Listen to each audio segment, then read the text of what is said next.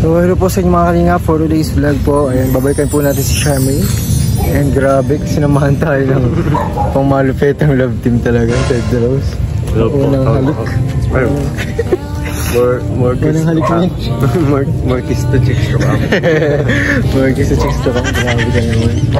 Naalala mo pa dito bro? Kila ano to eh, kila Charmaine. Ayan, makabalikan po natin siya kasi ano. Kamustahin po namin. Saka ang alam ko, ano siya eh. Na-aksidente daw kasi siya. Na-aksidente siya eh, nung nakaraan. Kaya, saan daw? hindi ko alam kung sa motor o pag-angkas niya. Kasi sa pag-aaral din eh, parang bumutataas sila sa klase nila tapos may hindi inaasang pangyayari. Hindi inaasang. Kaya, tingnan natin kung malala ba o tingnan natin makakarapro.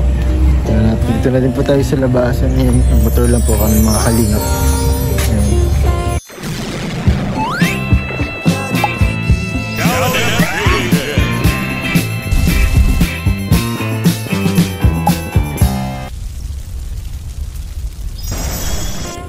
Nandito po kami kila Charmaine. And nandito po yung tita niya po. Tita po kayo ni Charmaine. Grabe man, okay ka. Ay, hindi lang po. Okay lang po. Ay, dito na si Charmaine.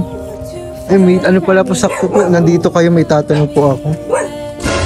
Kung sakaling kung ano, maglipat po yung kila Kuya Ban. Ay, sa akin okay lang. Okay lang po sa inyo? Ay, okay lang po sa inyo?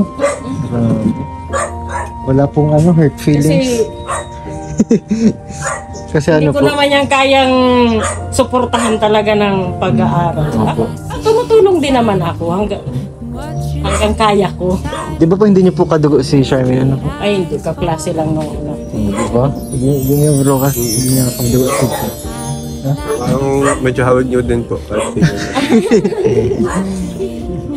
Kaya Dali po. po kayo. Sige po.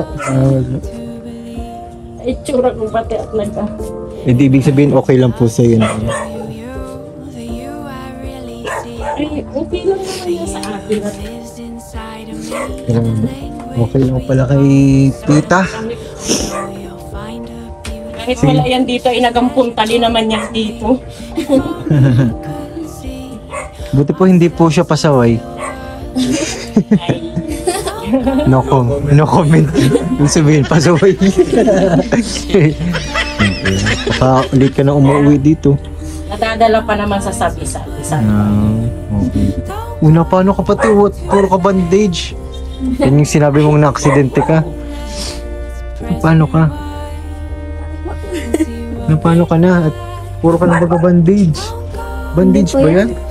Nagasa lang po sa loob. Nagas. Paano ka? Puro ka sa pati. Paano ka? Yan yung sinabi mo na-aksidente ka? Ha? Aksidente? Saan yan? Hindi ano, buong katawan yung meron ganyan. Hindi po, yan lang naman po. Tapos dito. Nalinisan mong maayos? Opo, nilinisan po ni Kuya. Ha? Sabay. Na paano ka? Ano po ay, Na-aksidente ka? nasagi pa ako ng tricycle. Ano sabi ka na sige? Nag-iyak nga po yung matanda, tapos tinanong po ako kung gusto ko daw po magpadala sa hospital. Sabi ko po, hindi na kasi po, akala ko po wala pa akong sugat. Mali ka dun. Mali ka rin, Charmaine. Dapat nagpadala ka. Ano lang naman po, mahina lang naman po. Kahit na mahiya, pero ang dami mong sugat to. Saan mo may mga sugat ba? Yan lang po. Sa katawan, wala man. Ano naman po? Sa kalsada pa naman. Baka may tetano. Oo, Dapat pa. check up ka na. Kasi may tuturok sa'yo. Sakaling magkasugat ka. Ano man po, mga gas-gas po. Ganun. Hindi nagano ka sa kalsada. Hindi man po, napag-ganon lang po ako. Yan. Napatukod. Kaya po. Tayo pa sa Kailan yung nangyari? Kailan yung nangyari pala? Nung bago po ako magpasok dun sa tig-extrahan ko po. Saan nagpapasok ka? May extrahan ka yan. Ano po? Ano yung Pag extra? kunwari po, pag wala pong pag wala pong ibang katulong dun, napasok po ako. Ganun. Saan yan?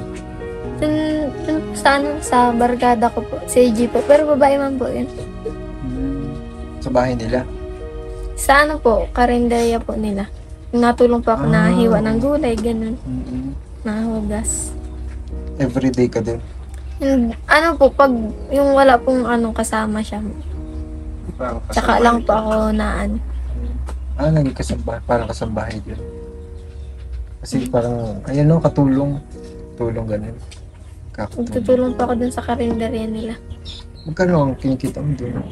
Ano po, ng 280 po sa isang araw. Pero po, lingguhan po, yung nakakailang pasok pa lang po ako kasi po, tsaka po hindi po ako yung maghapon talaga. Yung, kasi po yung karinderya po nila, yung parang 24 hours po baga. Ganun yung para pong lugawan, ganun. Okay. Yung ganun po, tsaka lang po ako na,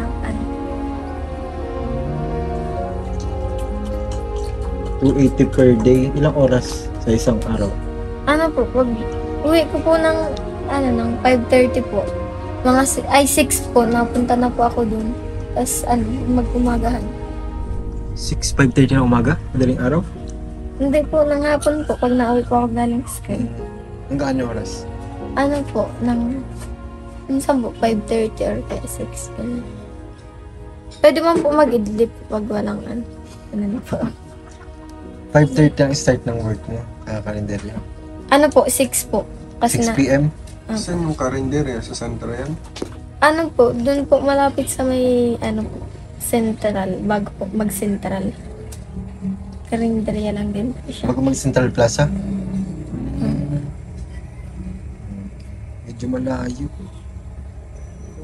Hindi ka nag-try dyan sa sentro lang? Para malapit sa school mo? Baka po wala kang magtanggap pa. Tapos ngayon po, yung president po namin sa medic po, mapatayo po silang karinderya. Sabi po, doon na lang daw po ako mag-air extra. Ayun po. Isang-isa naman yun. Kaya mo Diyan lang daw po sa crossing. Ay, sa sentro pala. Sentro, sentro okay po. yun. Mas okay Ganun yun po. sa sentro. Pero kahit diretso ka napasok.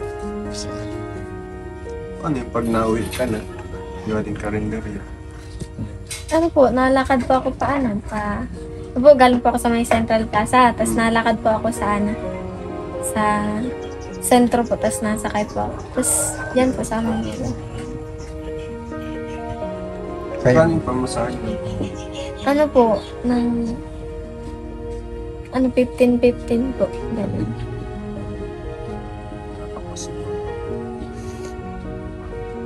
kasi pag Ano po, depende po sa tricycle driver. sa terminal ka ng mga sakay. Kumusta naman pala, kaya mo man, pagsasabay mo man. Ay, hindi po masyado. Yung mga sugat mo pala, okay ka na. Sugat mo. Ano lang po, medyo masakit. Nalinisan mo. Nilinisan mo po kanina. Ilang days na yan? Ano lang po, mga 2 araw pa lang po ito ngayon. Lang, bago pa lang. Maano lang naman po, yung... Kasi po, baka po kasi yung langawin po baga. Ang pangit po pag ganun. Kaya nilagyan ko po. May mga pasakapat Hindi yun. pa ata yung tayo. Hindi pa yan tayo. So, ano pa yan? Okay lang ba yan? Sarili pa. Tinatakpan agad. Mas maganda yung hindi takpan. Kapag nasa loob ka na ng bahay, Pag nandito na po ako. huwag mo lang takpan. Kapag nalabas ka lang, Kasi parang nakakahinga. matanggal din yun pag inalis mo. Pag nilinisan. Pero pati tape ang nilagay. Tape ka? Ano po yan? Yung may Ano yun? Kagan, maalis agad. yung nilalagay po talaga siya sa ganyan. Nakalimutan ko po. Gas. May... Ang gasa yan. may gasa po. Malagay ka lang ng ganyan kapag malabas ka para hindi ma-infect. Pero pag dito, tatanggalin mo na. Baka may balik ka niya, sumakit ulo mo, nalabagaan ka. Ano ba? Ano lang po yung ganito lang. Sumakit lang masyado. Hindi man po. Ang bihira. Grabe, ang dami kaya masugat to.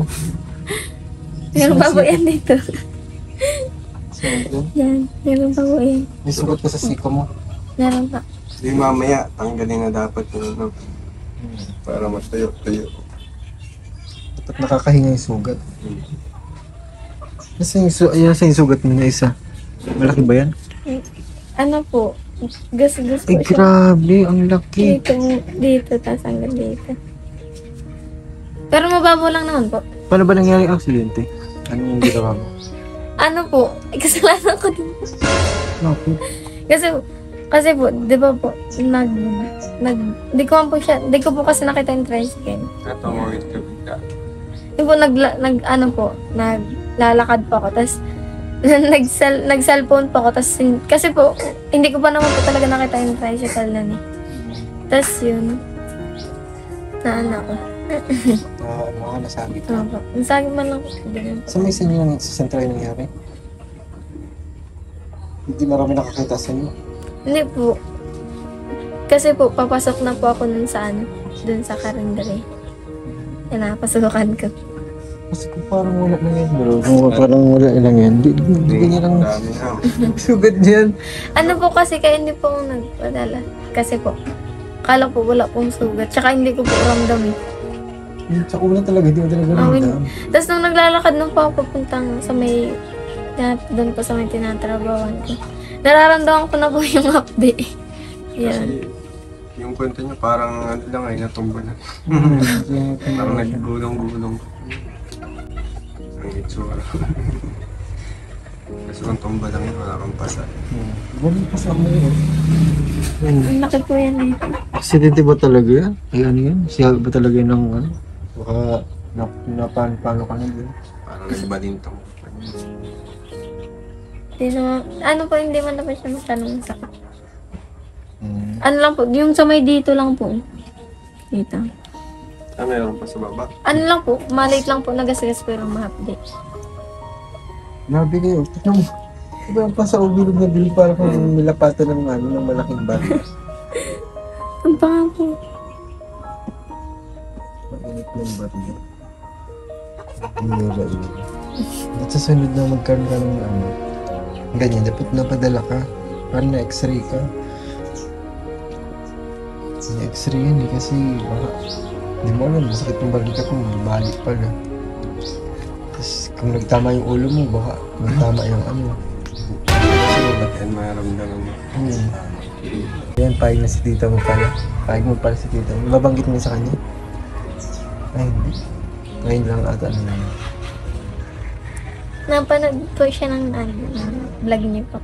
Ay, vlog ko. Ano siya? Payag ka na kasi. Parang hindi ka napasok doon. Nakadistress Ano man po? Okay man po sa akin. Okay man sa kanya? Mm. Magpumunta doon. Sakaling walang-wala na talaga. Sinuggest nga sa kanya, sa church siya mag-i-stay. Sakaling nga. Sabi nga siya mag-i-stay kailangan niya internet. Doon man daw. Di ba sinaban kayo?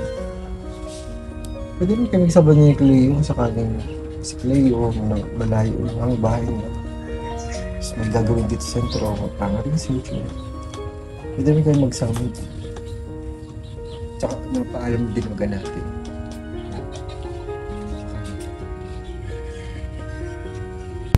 Layo. Tapos sa central. Kumusta pala pag-aaral mo ngayon?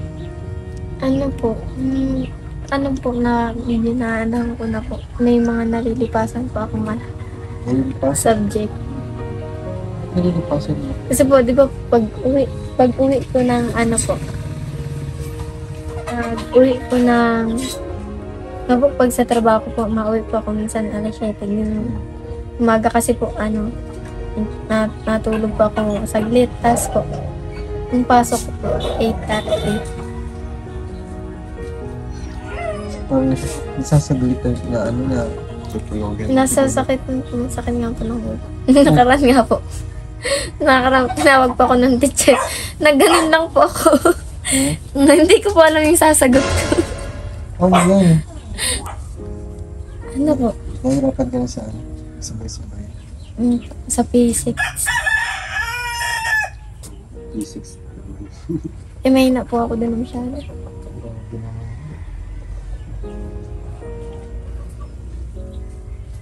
So, anong plano mo ngayon? Magpatuloy pa rin? Magpapatuloy mo pa rin? School. Ano po? Di ba lilipat ka? School sa Cali. Ay, next na school year. Yun po. Pero, ang sabi po ng president po namin sa medic, mag-try daw po akong magtanong dun po sa dun po sa may ng school. President po ng buong school. Na po, kung may scholarship pa ba po. Doon sa school na. Kasi po, pag nakakuha po ako dun ng scholarship, hindi po ako malipat kasi sayang din po. Ay, sayang. Mas magandang din ka na lang sa makakalis ka. Kasi malipad ka. Bakit pa yung bayan? Sana may makaon talaga sa'yo. Makaread. Sana may sa sumabaybay na kwento mo, sana may tumulong talaga sa'yo. Kahit sa allowance, kahit month, di ba? Yun yung pinag-ano talaga eh. Ano nga po eh. Kaya po ako nagpasok na po dun sa kanila. May nasira pa akong cellphone. Ano po? Nabagsak ko po. Cellphone yun, no? Barkada ko po. Tapos po Ba't nasira? ano po, kapit-kapit ko. Tapos, po, yan po, tsaka yun, kapit ko. Tapos po, ewan ko po kung paano siya nahulog eh. May konting block na po yun. Nung nahulog po, lock out na masyado. Ano yun? LCD na po ang palitan. Kaya hindi po yung pinaproblema ko. Kasi nakakahiya po kasi, ako po yung nakasira.